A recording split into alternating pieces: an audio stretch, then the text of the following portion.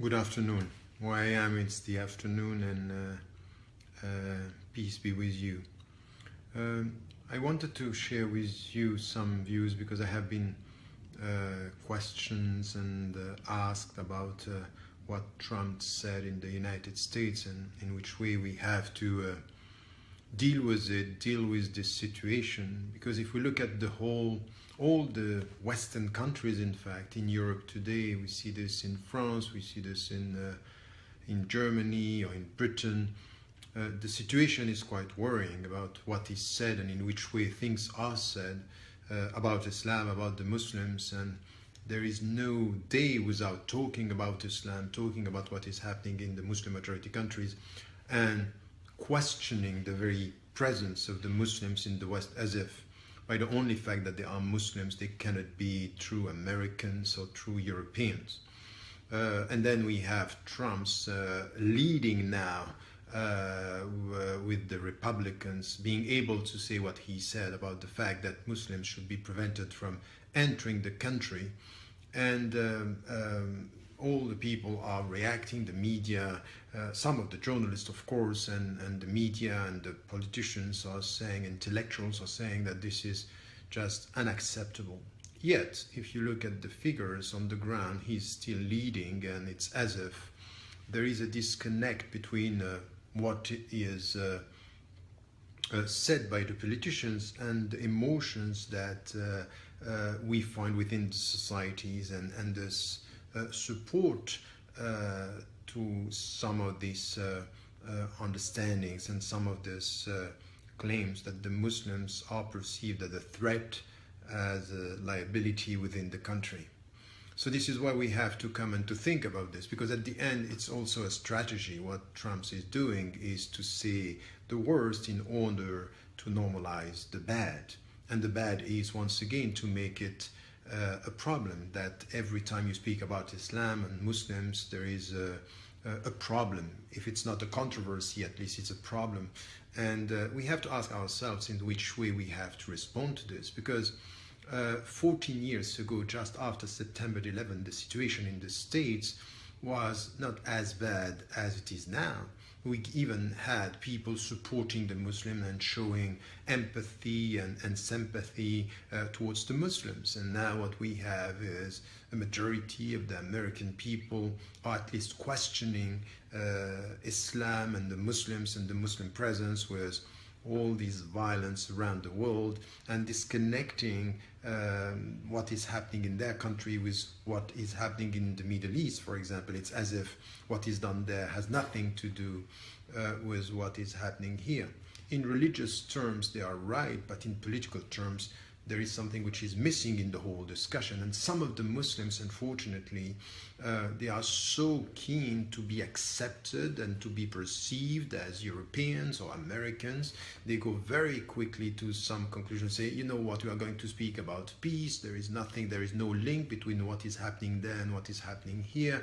We should not question our foreign policies in the West. And I think that this is not the right way to do this. We really have 14 years after what happened in the States and what is happening in Europe now. All the Western Muslims should come to a deep introspection to ask themselves what they are doing and in which way they have to react and to have to act, even to behave within the Western society. Because once again, there is a strategy here. There is a discourse by trying to pave the road to make Islam a controversial reality and a controversial presence. And I would say that this is where, as Muslims, we have to be quite clear about what we want. And the first, even though it's not something that we talked about in the West, there is something which has to do with this spiritual introspection that is needed, is to come back to our intentions. What do we want, and in which way we are dealing with our societies. And this is where something which is very simple in spiritual terms is to renew our intentions. At the end, do we want to please our fellow citizens and our even governments and powers, or do we want to be faithful to our principles? Do we understand that our presence is a gift And are we making our presence a gift? And it's all start with our spiritual, intimate journey that is so necessary. It has to do with ourselves before dealing with the surrounding society. And this is why it's so important to come back to this. There will be no, we are going to be on the defensive and responding to what is happening if we don't even come back to ourselves and say, okay, when I say La ilaha illallah, when I say there is no God by God, when I'm saying that my religion is all about ethical behavior, serving humanity, understanding that the best among you is the best for humanity, which is what the Prophet, peace be upon him, said, and saying that at the end your inner peace, your intimate peace, salamat al-nafs, this tranquility that you are going to get in your heart is what you can give to the people around you, which is so important. It says, "Ala bi dhikrillahi tatma'innul qulub." This is the very essence of our religion, and it starts with this. While we are obliged day in, day out to speak about what Islam is not, even before talking about Islam, we have to experience what Islam is all about.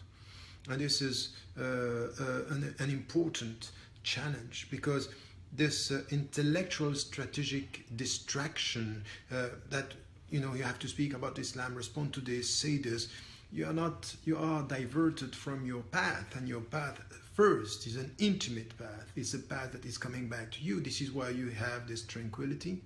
This is where you find this consistency, and this is where you can nurture the courage which is necessary to face the surrounding society when it comes to poverty, injustices, discriminations, stigmatizations, and racism, Islamophobia as it is now in our societies in the West. So there is something here which is important in the way we look at it, in the way we deal with it, in the way we are trying to be consistent with our values. And there is also something which has to do with our presence. If we understand that our presence means for us to be witnesses and to be witness to our message before humanity, which is لِتَكُونُوا شُهَدَاءَ عَلَى النَّاسِ, and I kept on repeating this for decades now, that we have to come together and to try to be witnesses. We are not here to convert people. We are not here to convert. The only conversion that we need is conversion towards more justice, dignity, and freedom for human beings, and not to convert people to Islam. This is not none of our business. This is God's decision. What we have to be and what we should understand is to be witnesses in our society, meaning that we have to stick to our principles and to serve the people by having this new visibility, while all the people around us say, you know what, the best Muslim is the invisible Muslim. What we should say is, no, the best Muslim is this visible Muslim, which is distinctive visibility based on ethical presence. So this distinctive or distinctiveness based on ethical presence means this ethics of citizenship, this presence serving our brothers and sisters in humanity, launching jihad against poverty, against discriminations, against inequality. These are the right jihad for something, for more justice, for more dignity. This is what we want. This is the very meaning of our presence wherever we are. If we settle somewhere, if we are in our society, and we are Americans, Canadians, Europeans, this is what we should do, and to do exactly the opposite. While we are asked to be invisible, we should be ethically visible with this distinctive dignity, which is part of what it means for us to be a human being when we say that we believe in God. And God and the messenger, peace be upon him, are telling us, this is where you are going to find life. This is where you are going to find meaning. This is where you are going to find your humanity. Now, the last thing that I wanted to say is that it's not us versus them. It's us as Americans, as Europeans. coming with our fellow citizens. And this is where the best answer to Trump and all the like is not to react and to insult and to isolate ourselves because he's gaining ground within the American people. That's exactly the opposite. You have lots of Americans, lots of fellow Americans and citizens who are now understanding that it cannot go that way, that there is something wrong in the whole discussion, this kind of stigmatization. It's the coming back of an old racism that is so bad. We haven't finished with racism against black people, that now we are adding racism against Latinos, and then we have racism against Muslims.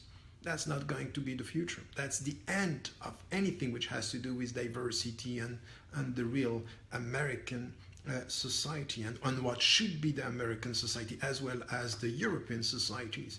And all the politicians who are so scared to lose the next elections are not giving us solutions as to how do we come to this social cohesion, this human dignity that we in the West are trying to build together. And this is why we have to start working at the local level. And the solutions on the long run are going to come out of our commitment at the local level.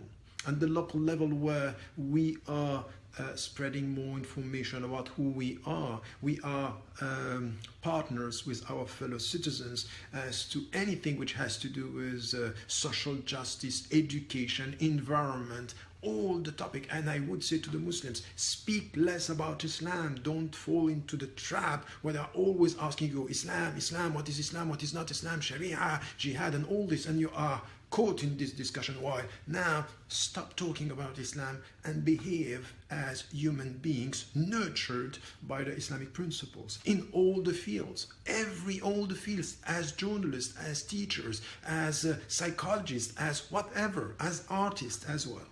So less talks about Islam, much more translation of the Islamic principles in our daily life. And it means as well that we are not only concerned with what is happening in our countries. Yes, we care about America. Yes, we care about Canada. Yes, we care about Germany or Britain or France or whatever. We care about our countries, but we care about humanity. And we say and we repeat and we make it clear that the life of our human brothers and sisters in humanity, our whoever is now dying because of this global warming, because of the wars, because of migrations and poverty, we care about humanity. We care about their life as much as we care about our lives here. This is also to bear witness to our message to our fellow human beings, because we can't end up having this position or this feeling that our dead have more value than theirs, and I would say that it is the starting point of a global racism, which is an undignified humanity. Let us come together and do exactly the opposite and be involved. So the best answer to Trump is not to respond to the statements, is to change the way we look at our presence and the way we look at our partners, and to come with this new visibility, stick to our principles, clear with our partners, and coming back inside again, coming back to our heart and our intentions. What are we trying to do? And why are we trying to do that? And in which way we are going to live our life, which is this quest for meaning. And when we get the answer, we know that the best, really the best among us, is the best for humanity. And this is the very meaning to have a heart close to the one and serving the last human beings that we can have, the poor people and the people who are completely invisible in our societies. This is where we are going to be visible, hopefully. And remember, while I'm ending here, to tell the people you love that you love them. Life is fragile. It's very fragile. Peace be with you.